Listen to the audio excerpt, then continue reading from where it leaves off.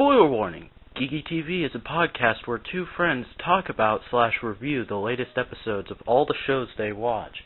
In order to do so, they give out spoilers. If you do not want to be spoiled, do not listen. Enjoy!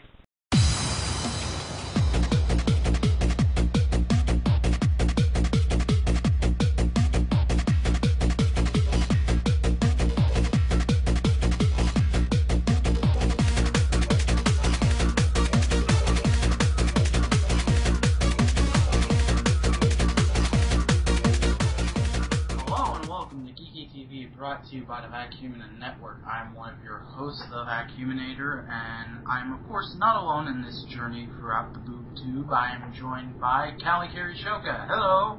Hello! How's it feel to be back, finally? I exist! Fear my presence! Fear!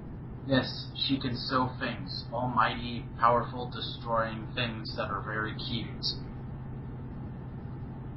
No, I'm serious. Puggles are vengeful little dudes. It will bite your kneecaps. But, yeah, this is probably going to be a very short episode like last week's, which, as of this recording, I still haven't uploaded last week's episode because of computer complications. Hopefully I'll have it up before this one goes up, otherwise time-space continuum will get screwed up or something. But, yeah, this is going to be a very short episode, and for the next couple weeks, maybe next week's will be longer, because Doctor Who comes back next week, but this episode is going to be very short because we only have one item of news and two shows to talk about this week, one of which Callie won't even be joining me. The news. So, our first, last, and only news item for this week is that there is a new Doctor Who spin-off happening online only called Pond Life, about all the wacky things that happen to Rory and Amy while they're not traveling with the Doctor and he just randomly shows up. This episode is already put out to... No, this show has already put out 2 episodes on the BBC YouTube channel, and I don't want to give full-on reviews of them, but I will say I am enjoying them very much. For little 2-minute installments of Doctor Who, they're probably some of the most hilarious stuff I've seen come out of the new series. The second episode, and at the time of this recording, only 2 have gone up, as I said. The latest one has made me laugh quite a bit. Just all I will say is the future is very safe, sleep well is probably one of the funniest lines in Doctor Who ever.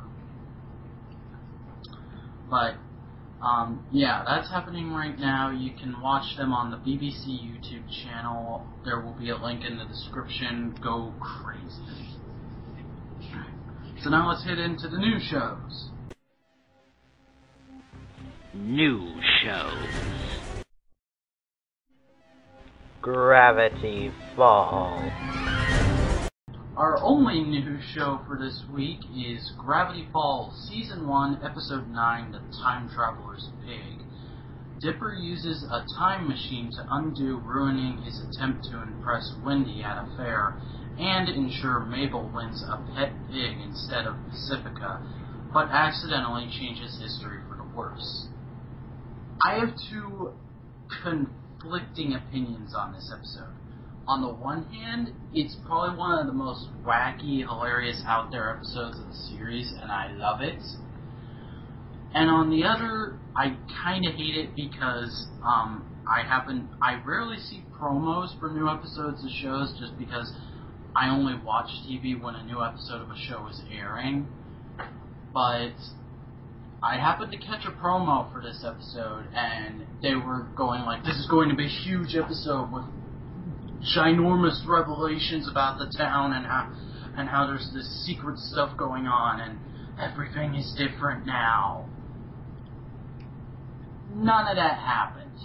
It was basically just them having a wacky time travel adventure and showing people in the 1700s a calculator.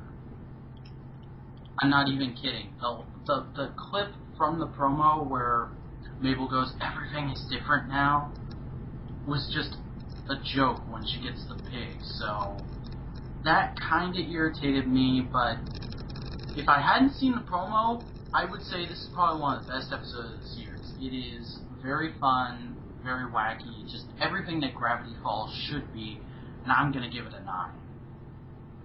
Dun dun dun! Yeah, so now let's go to the reoccurring shows. Reoccurring shows. Transformers Prime. First up and only episode in the reoccurring shows is Transformers Prime, Season 2, Episode 16, Hurt. Yeah. I actually really enjoy this episode, glaring potholes and plot holes aside. I didn't notice any plot holes, but okay. I noticed like 3 of them. They were really bothering me. I ranted about them to a couple of people on Twitter and Skype because I had no idea certain things that happened.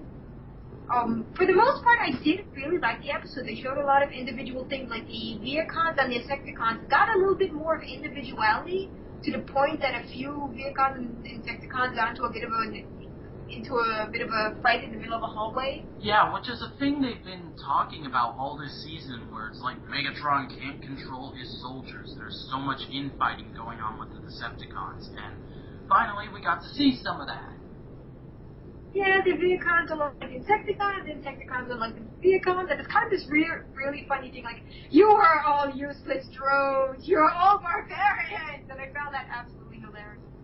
I find it hilarious too, but at the same time, I keep scratching my head at the Viacons and Insecticons because they keep going like, oh, the Insecticons are a hive mind, and the Viacons are just drones, and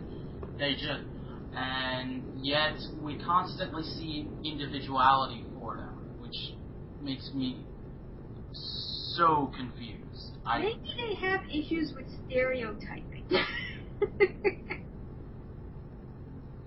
All I'm saying is we need an episode explaining exactly how the Viacons work, because... No. It makes sense. They have stereotypes and racism in the faction. That's the entire thing. I guess. I'm just... They don't like each other because of what they are. That's the entire thing. I think it's what they were trying to show. Like, you're all barbarians. You're all drones. At the same time, they're yelling each other like individual people. Yeah. And they completely ignore that because they're robot racist, man. So... Apparently, I did lose our little argument in the last episode, because Bulkhead is not dead. He's just pretty much a vegetable now. No, he's not actually. How they said he has nerve damage. That's not a vegetable. That's physical disability, man. So what, are we gonna see Bulkhead in a wheelchair now? Possibly. Just a giant wheelchair. Would it be the first time? They did it once in IDW. They had Sunstreaker in a wheelchair. Everyone kind of went, robot in a wheelchair? I still haven't read the IDW universe, and I know how bad that is, but one of these days I'm going to buy every trade and just binge read it.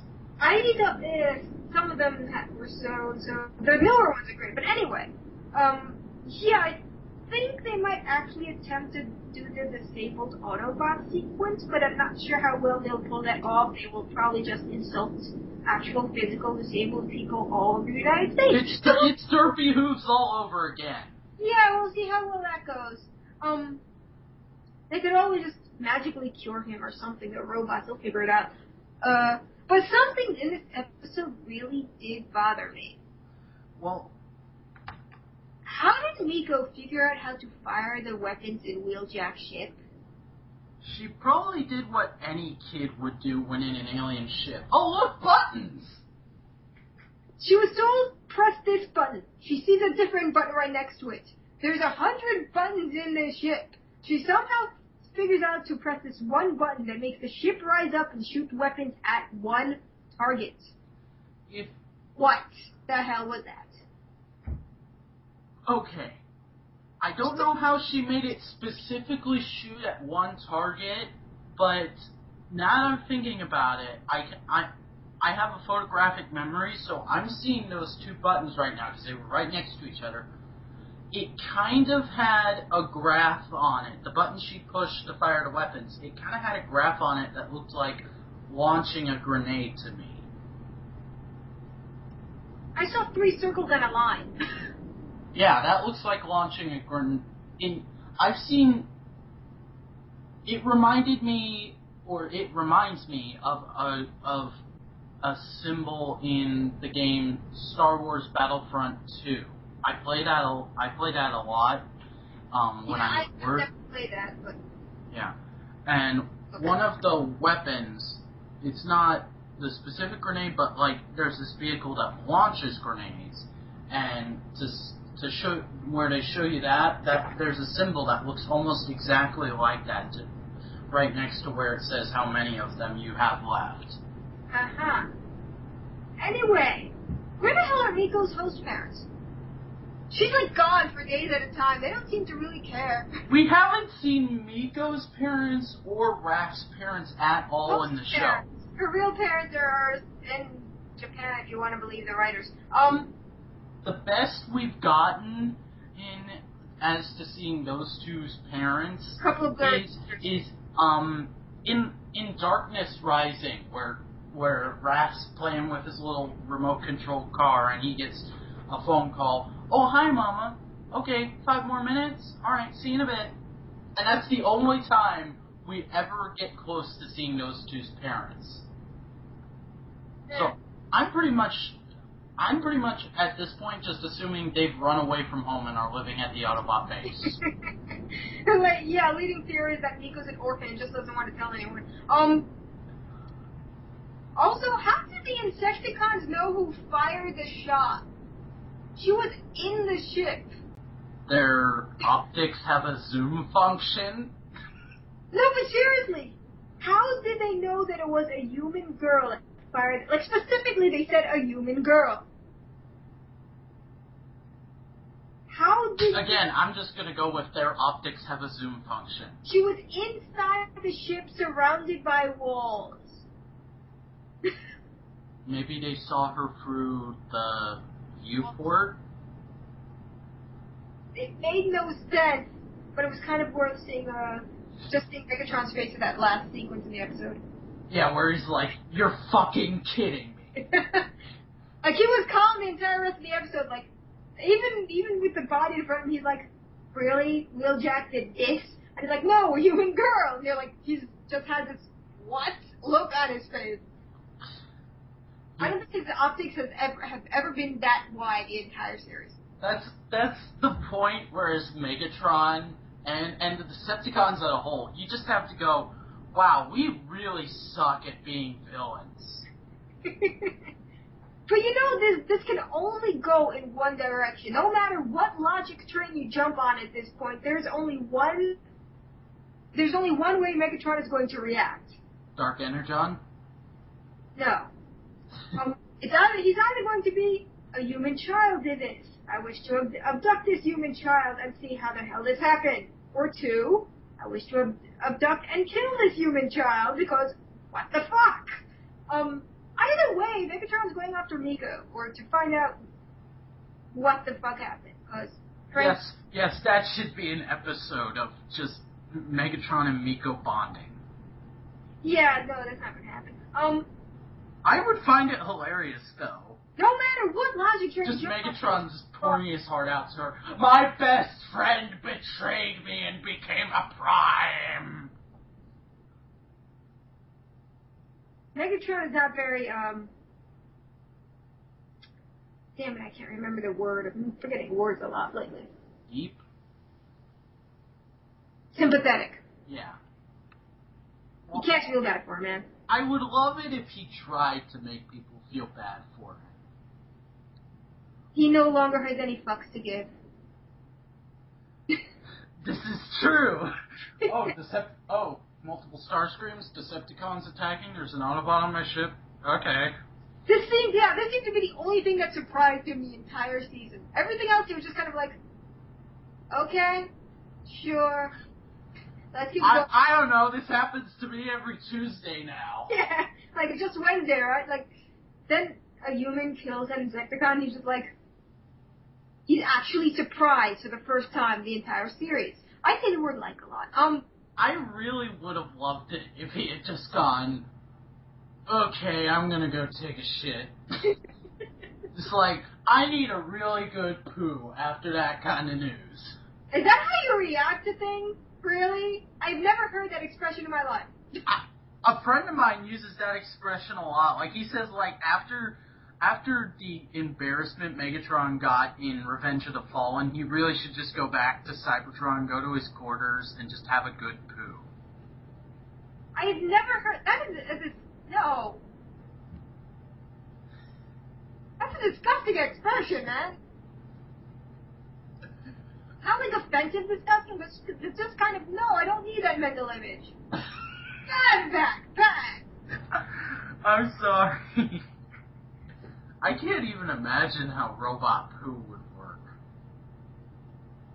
Now I'm trying to imagine it. Bad. You see the damage you caused. Bad.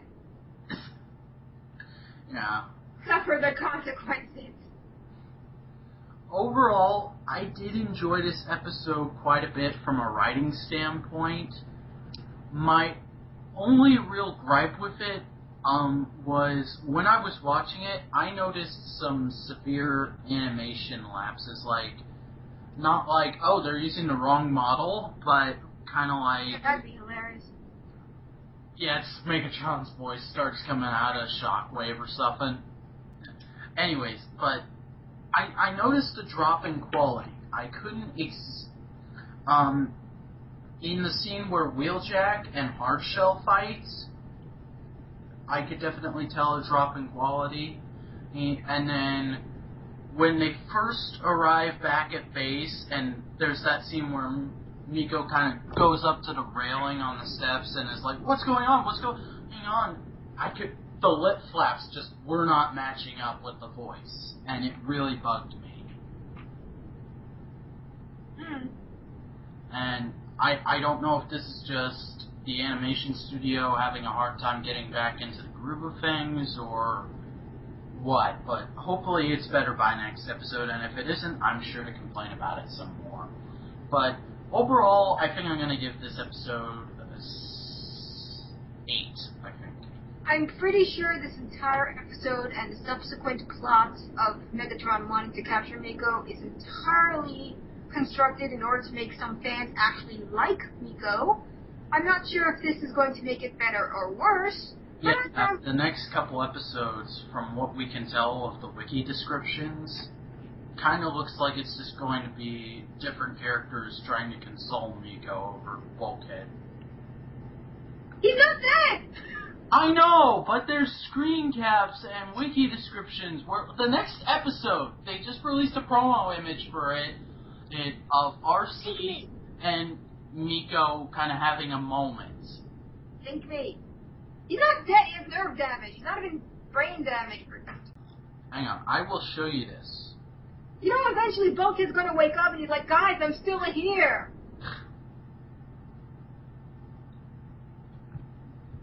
He probably is. In fact, I kind of hope they do. There's your promo image. It's very easy to console people affected when someone in the family has a disability. But fuck, the person is still there and can talk to you. Miko, I'm still the same. Me, I just have to be in a giant wheelchair. But yeah, this episode of Prime was pretty fun. Has its problems, but it was still a fun episode, and I enjoyed it. And we got to see more of James Horan as Wheeljack, which, I'm sorry, Wheeljack fans, I still love this interpretation of the character.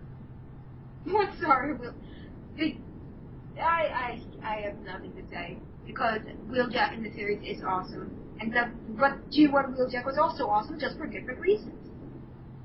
G1 Wheeljack was awesome just for the complete absurdity of some of the stuff he came up with. Yeah. Like, I mean, come on, who would think about, before the 80s, who would think, I'm gonna go make giant mechanical dinosaurs that transform into robot war machines?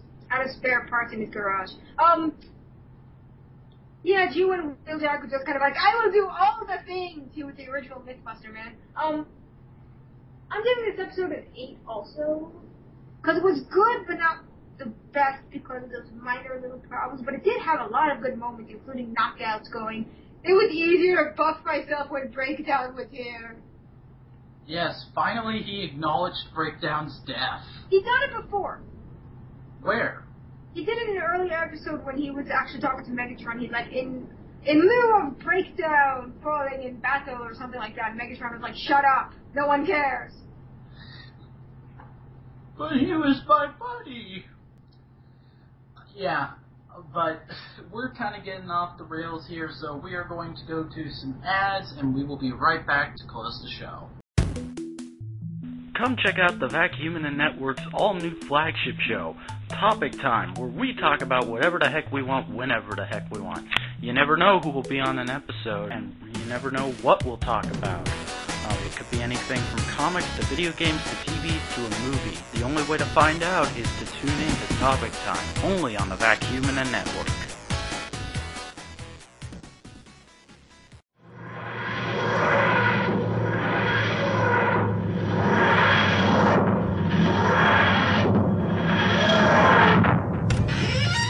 Hello, I've been asked to step in and tell you about a podcast that a couple of us are doing. Movie and Reviewing is where we at the Vacuum Network are taking a look at every season of the revived series of Doctor Who, as well as any spin-off shows that it might produce. There will also be a couple of TARDIS Time episodes where we'll be going back and reviewing episodes from the classic series. So come check out Movie and Reviewing, only on the Vacuum Network.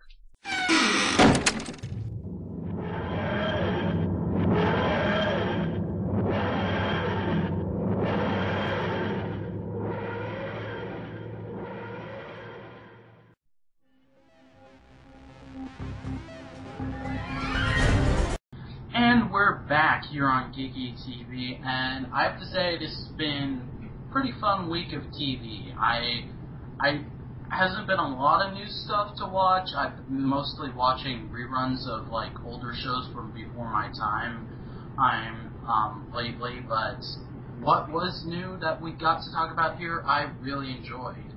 Aside from Gravity Falls and its cock tease ads. Yeah, but Cally, how did you see this week? I had one show and I enjoyed it. Good. Your show was good, and you should feel good. I do feel good. I recently got into Futurama, so I'm throwing references to that everywhere now. But yeah, I think that's going to do it for this episode, so thank you for listening to Geeky TV. There are several ways you can get in contact with us and leave feedback for the show. You can visit our official site, thevacuumnetwork.tumblr.com. You can subscribe to us here on YouTube, and you can follow us on Twitter at thevacuumnet. My Twitter is @vacuuminator, and Cally's is @CallyCarrieShoka, correct? Yep. So until next time, this is the Vacuuminator. And I'm Cally. And we will see you some other time.